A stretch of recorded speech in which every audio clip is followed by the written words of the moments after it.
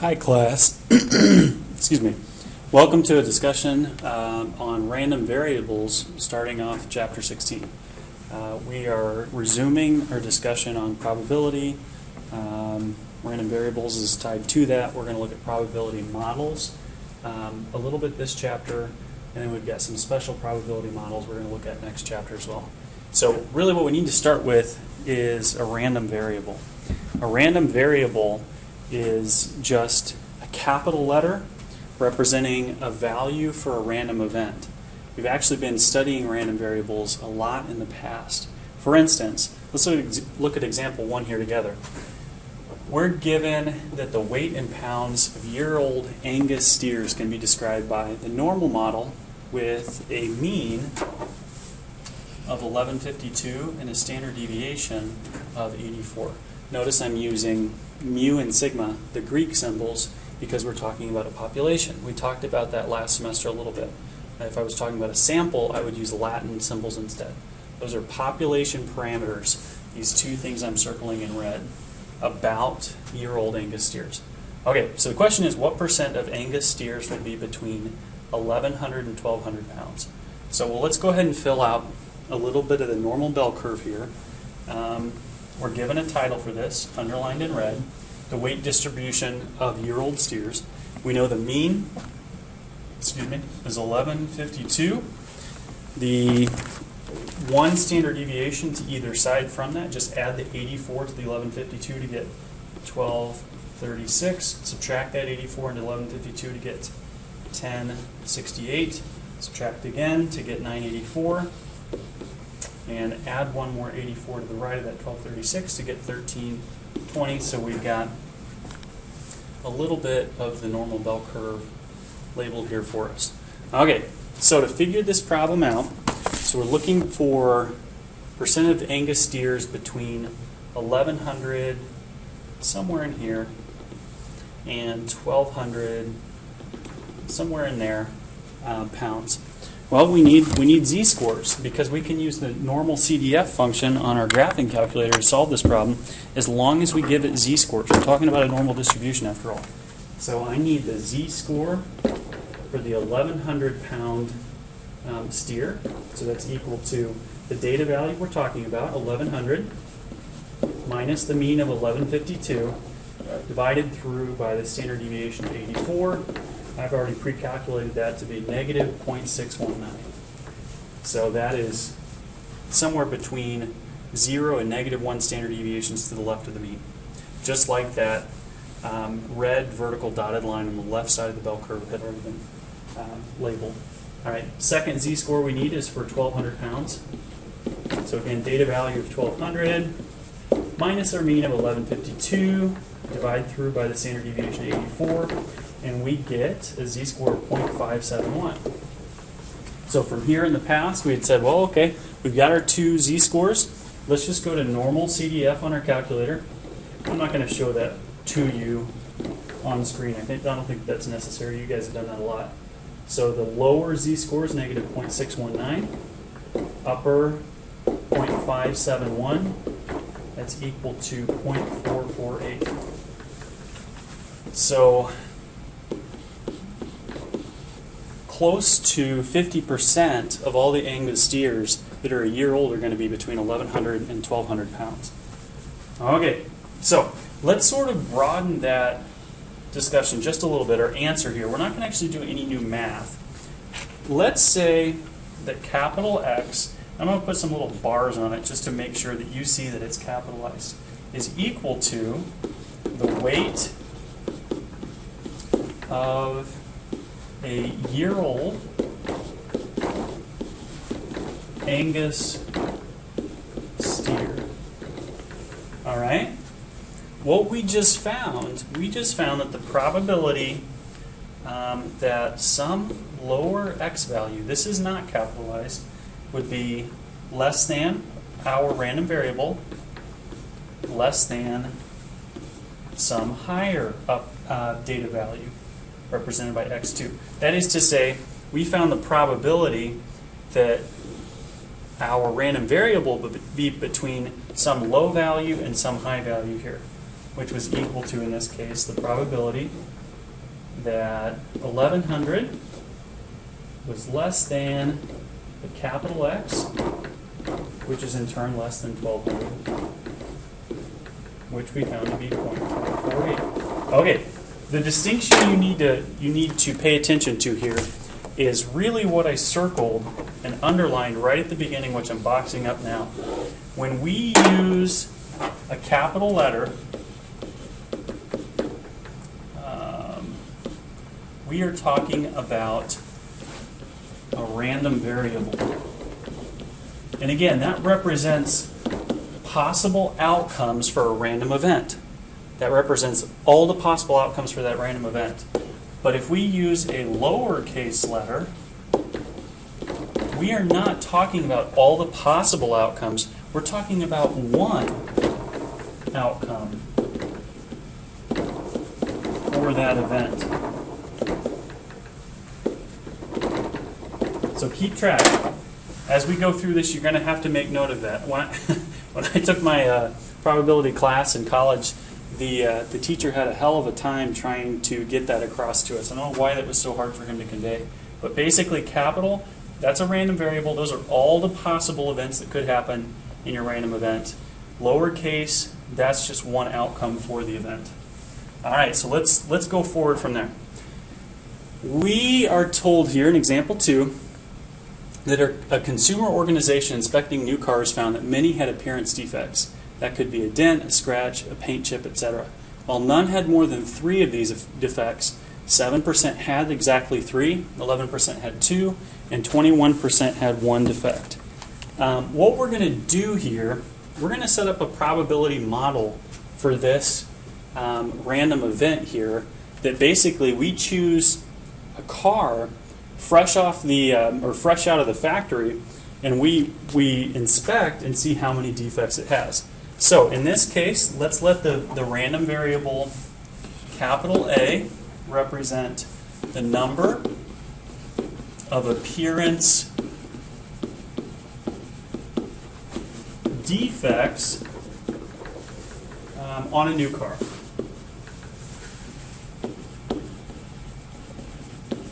And that means that lowercase a, those are the specific values that capital A, or random variable, can take on. Again, capital A is all the possible outcomes for this individual random event. And then lowercase a could take on these values. It cannot be all of these at the same time.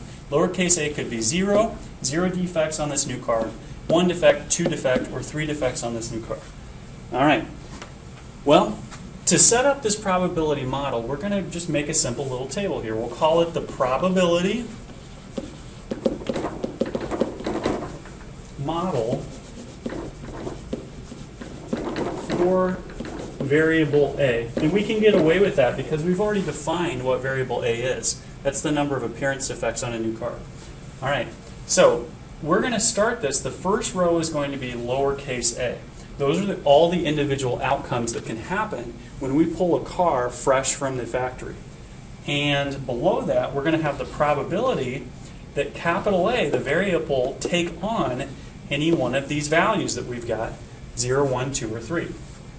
So our table's going to look something like this. Let me make sure these lines look decent. We could have 0 defects in the first row. We could have 1, we could have 2, or we could have 3. Those are all the possible outcomes for the random variable A. Those probabilities, we're given a few of them here. We know that 7% had 3 defects. So the probability that a new car fresh off the lot has 3 defects is 0.07. The probability that a new car fresh off the lot has 2 defects is 0.11. The probability that a new car fresh off the lot has 1 defect is 0.21. And last but not least, to get 0, because these are disjoint events, and these represent all the possible outcomes for this random variable, you can just subtract the 0.21, the 0.11, and the 0.07 into 1 to get that the probability you have 0 defects on the new car is 0.61. No sweat. All right. What I want to do here real quick is just draw your attention to 2 things here going on. The first is what you're normally going to see with the probability model. It's going to have, just like this one does, the top row represents all the possible outcomes for your variable. The second row is the probability that those values take on. In this case, those 4 decimal numbers that you see there. Second thing here, give me just a second.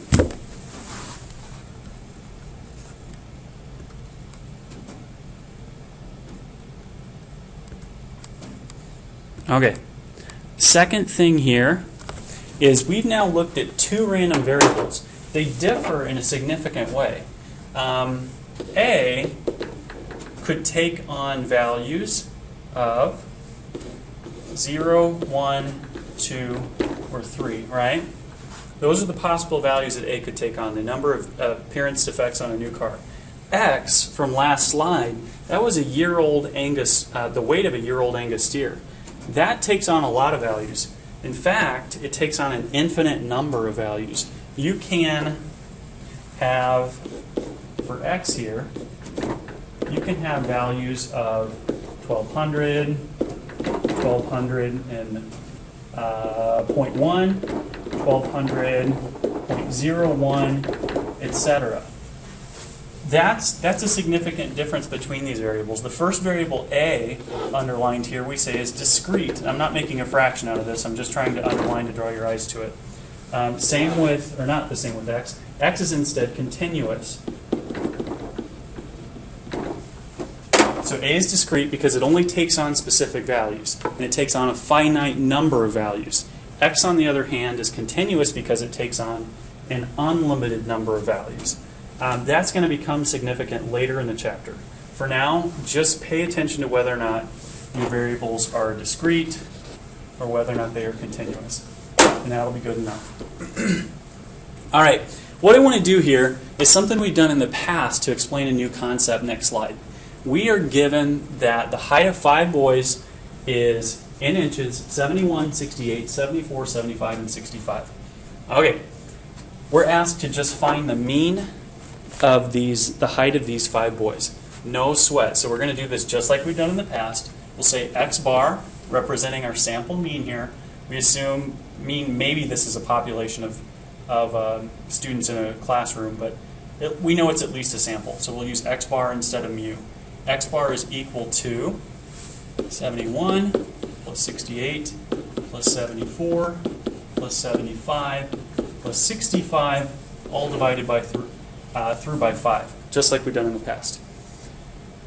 Well, that would give you a mean height of, let's see what I found, 70.6. The 70.6 I don't really care about too much. It's more actually what comes between the equal signs here. Let's rewrite what I'm circling now a slightly different way to reconceptualize how we got that mean. Hopefully, you remember this from Algebra 1. It's fair for me to add a coefficient of 1 in front of any term. So I can say 1 times 71 plus 1 times 68 plus 1 times 74 plus 1 times 75 plus 1 times 65, all divided by through by 5, right? Well, we could also rewrite this as follows. We can say that this is equal to, let's not use the equal sign, let's just draw arrows to indicate it means the same thing here, but just a slightly different way of writing it. We're dividing every term, the 1 times 71, the 1 times 68, 1 times 74, etc., by 5, so we can just write this.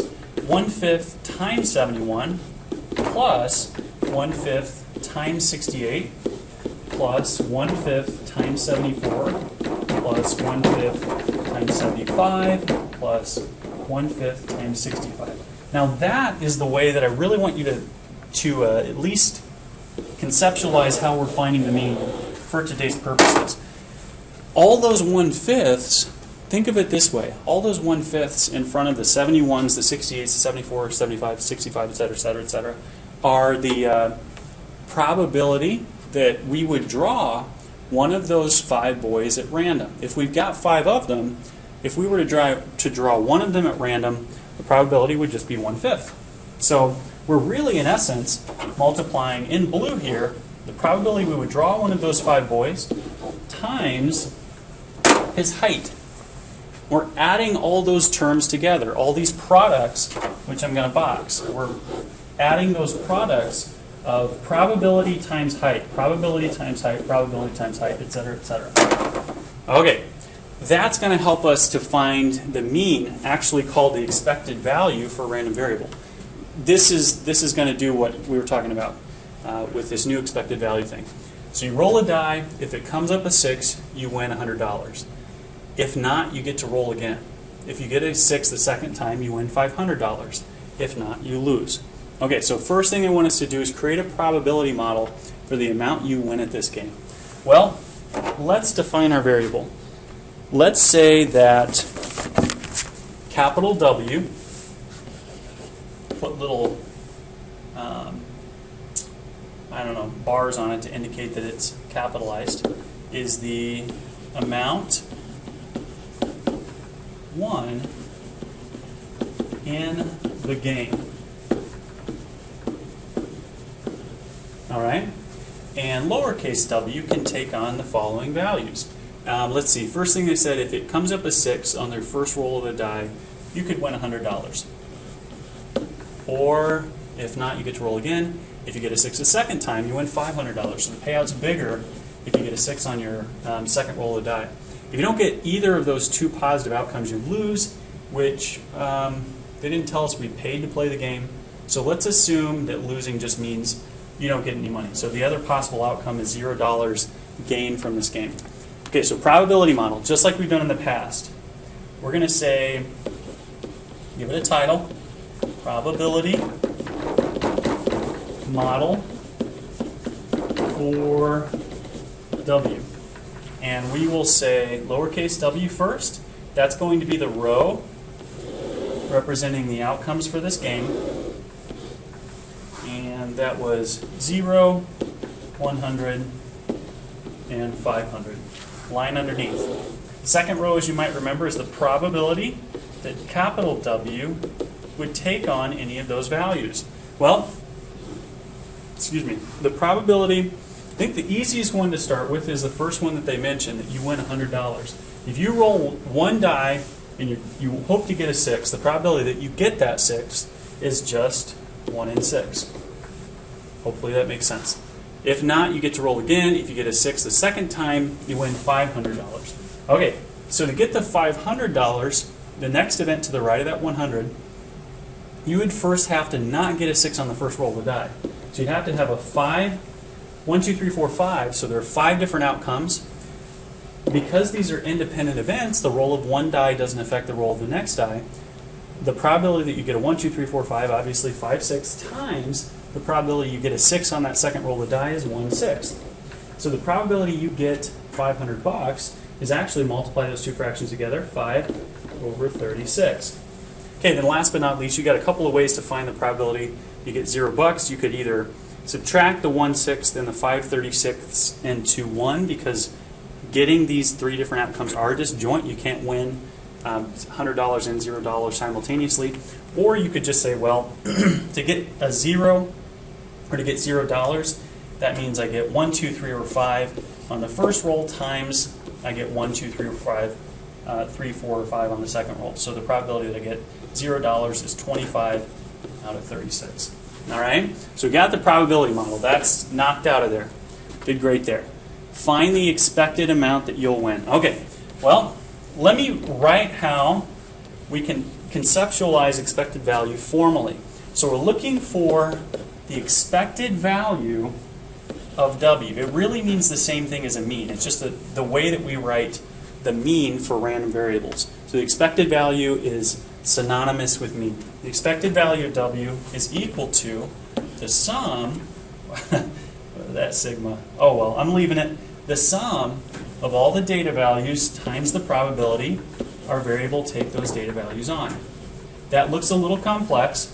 Let me write it like this. That's equal to the first data value that the random variable W could take on was 0. So 0 times its probability, 25 over 36. plus the next data value we could take on, the next dollar amount we could win, was $100 times the probability we got the $100, which is 1 in 6, plus the probability that we get the $500 last data value times its associated probability of 5/36. Simplify that out. That's a calculator exercise for you. That's 86.11. Sure, we'll give a dollar sign in front just to pay attention to the units. So, okay, we've combined two ideas here at this point. We have made a probability model representing the outcomes of this game where you possibly roll 2 dice. And we also found the average outcome here boxed when you play that game. On average, you'll win $86.11. Obviously, it's a little bit silly because that's not an outcome that's possible. You can only win a multiple of 100, 0, 100, or 500. All right, we're doing great. Let's go ahead and look at, well, we just looked at mean. If you remember back from like chapter, oh my goodness, I don't know, 5 or 6 at this point, the median was paired with the IQR. That was a measure of center and a measure of spread. Well, the mean, as I hope you remember, is paired with the standard deviation. So the first thing I want us to do in this slide, in example 5, is to just find the standard deviation the old-fashioned way by hand, like we've done in the past. We did this just a couple of times, and that was because the calculator does it so much faster for us. All right, so we've got 5 numbers here. We want to find the standard deviation of them. Well, to find that, we first need to find the variance. If S is standard deviation, remembering that standard deviation is the square root of variance, S squared, as you might remember, is variance.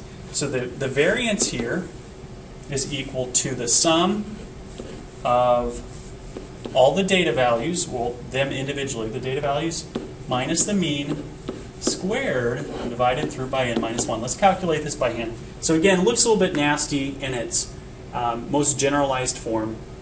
Substituting in, that is first data value of 3 minus the mean of these 5 numbers, which y bar in this case is equal to 6. Hopefully you can see that. If not, calculate it. 3 minus 6 squared plus 5 minus 6 squared plus 6 minus 6 squared. Let's see if I can finish this with room. I don't think so. 7 minus 6 squared plus 9 minus 6 squared. Sorry, that's cramped. I'm going to leave it. All over n, representing the number of data values we have to work with. In this case, 5 minus 1, so 4. All right, so there's our standard or our variance calculation by hand. That we can really conceptualize, though. So again, we're doing something that's kind of old school by hand. We can conceptualize that as follows. Again, it's fair for me to put this coefficient of 1 in front of this 3 minus 6 squared, just like we did back in Algebra 1. A coefficient of 1 in front of this 5 minus 6 squared, plus this coefficient of 1. That's a 6 minus 6 squared. I'm just going to finish writing this out. Coefficient of 1 again. 7 minus 6 squared plus coefficient of 1. 9 minus 6 squared. It's a plus sign in front of the 1. Sorry about the mess. All over 4. Okay, well, that 4 on bottom right here is really close to 5. 5 being the number of data values we have to work with. So when I write the following, let's do this in 2 colors to help you out. 1/4 times 3 minus 6 squared. Well, okay, let's try that again. I meant to do the 3 minus 6 in blue. Times 3 minus 6 squared plus 1/4 times 5 minus 6 squared plus 1/4 times 6 minus 6 squared plus 1/4 times 7 minus 6 squared plus 1/4 times 9 minus 6 squared. What I'm saying in red just like what I said when I was finding the mean in the past, is basically I'm multiplying the probability that I would draw one of these 5 numbers circled in red up above for you randomly. It's close. Obviously, it's not a fifth. There are 5 items, and our denominator is only 4. But it's close. It's basically the probability that I would draw one of those 5 numbers times its distance, in essence, from the mean of the data values. Add all those up, and you get sort of a general sense of how far those data values are from the mean. That is variance. Well, calculate this out. This is, again, calculator work. If you simplify that expression above, you get 5. So the variance of this sample of 5 numbers is 5, which would mean that the standard deviation is the square root of 5, or 2.236. And there you go. Okay, so just trying to draw your attention to basically what you see on that third line there. Probability times distance from the mean. That gives you variance and standard deviation. All right, example 6, and I believe this is the last one. You guys have done great. This is going to combine a couple of different ideas we've seen from the past. So you play 2 games against the same opponent. The probability you win the first game is 0.04. Or no, excuse me, 0.4. So let's do this in blue. The probability that you win the first game is equal to 0.4. We're going to make note of these important numbers as we go. If you win the first game, the probability you also win the second is 0.2. So the probability that we win, given, using that vertical symbol again, that we won the first is equal to 0.2. Okay, so we're done with 2 of the probabilities we're given here. If you lose the first game, the probability that you win the second is 0.3. So I'm going to write that right here. Probability that you win, given that you lost the first game, is 0.3. And this blank space that I haven't filled in, you might have guessed, is for the probability that you lose the first game. That's equal to, well, if the probability we win the first game is 0.4, and you can only win or lose their disjoint events, you just subtract the 0.4 into the 1, so you get 0.6. All right. We want to let random variable x be the number of games you win. So the variable is defined for us. That's important. We want to find the probability model for x. All right, so to do that, I need to recognize that, hey, I can win 0 games if I'm playing 2 games consecutively. I can win 1 game, or I can win both games. Right now, with the 4 probabilities I've got, that question of what the probabilities for 0, 1, or 2 are is not given to me. So why don't we use something we used in Chapter 15?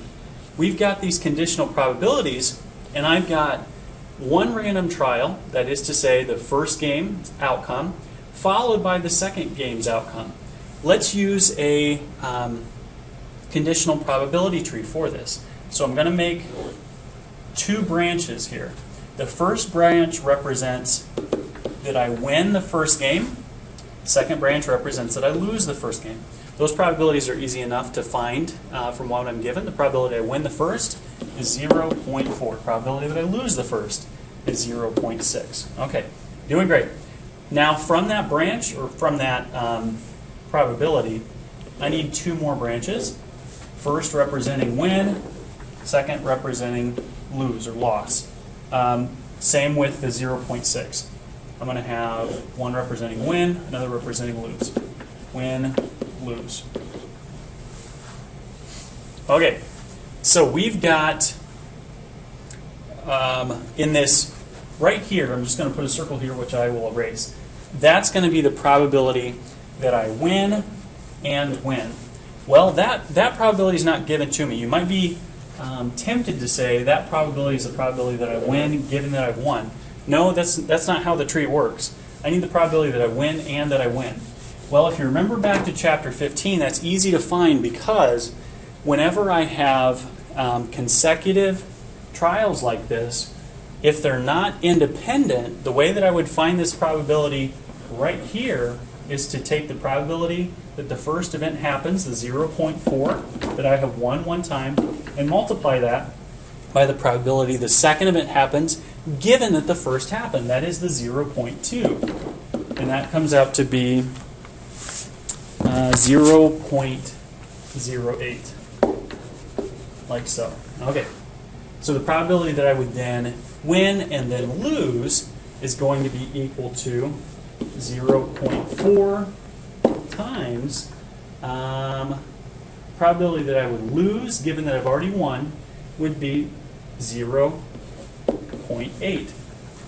Taking note of the fact that the probability that I win the second game, given that I won the first, is 0.2. That makes my lose probability 0.8, because those two have to add up to 1.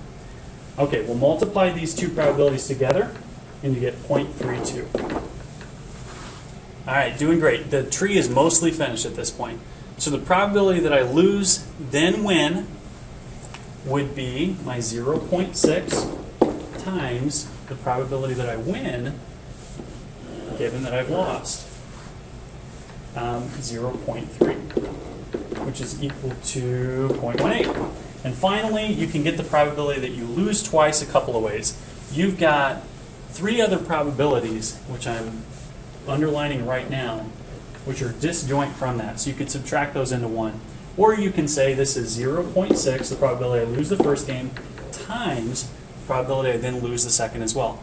Well, if we know that if the probability that I win the second game, given I lost the first, is 0.3, then this would have to be 0.7. Again, those two things have to add up to 1 because they're disjoint. They cannot occur at the same time. That's equal to 0.42. Okay, so this column here adds up to 1.00, as it should. You can either win or lose the first game. This second column over here, you can check my math if you want to, also adds up to 1, as it should. Those are all disjoint events that cover all the possible outcomes for these two games being played. All right, we are almost there. We found the probability model for x, so I'll cross that out. And now we need to find the expected value and standard deviation of x.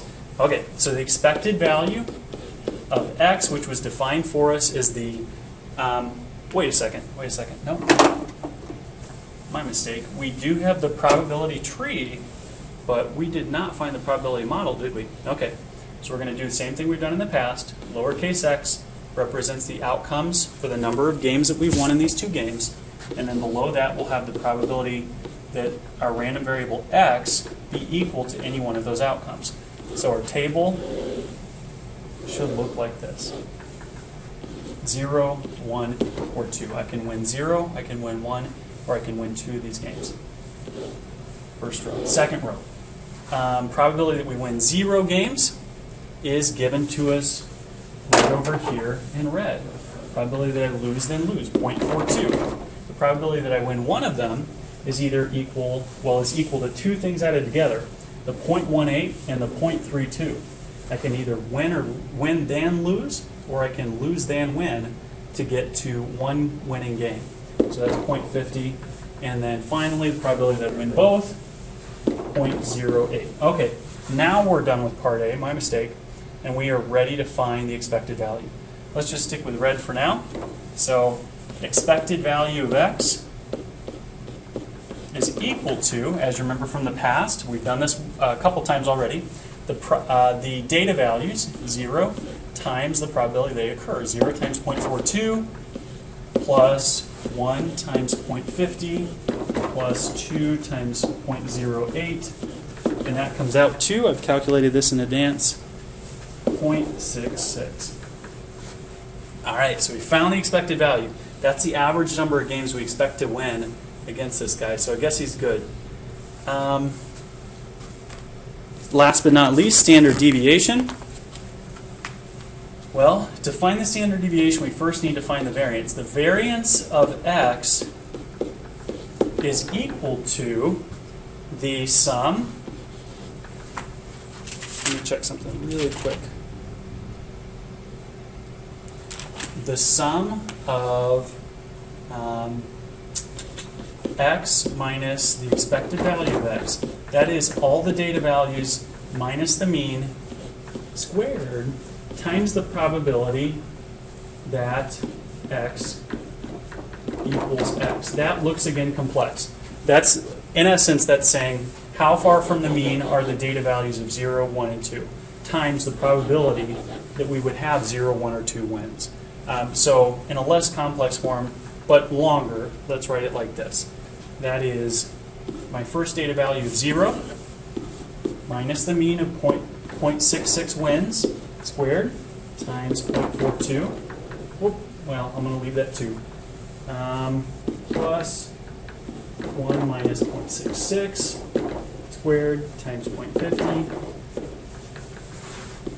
plus 2 minus 0.66 squared times 0.08, which, again, I've done this in advance, is equal to 0.62 times 0.62, 0.3844, thereabouts. Let's round it a little bit.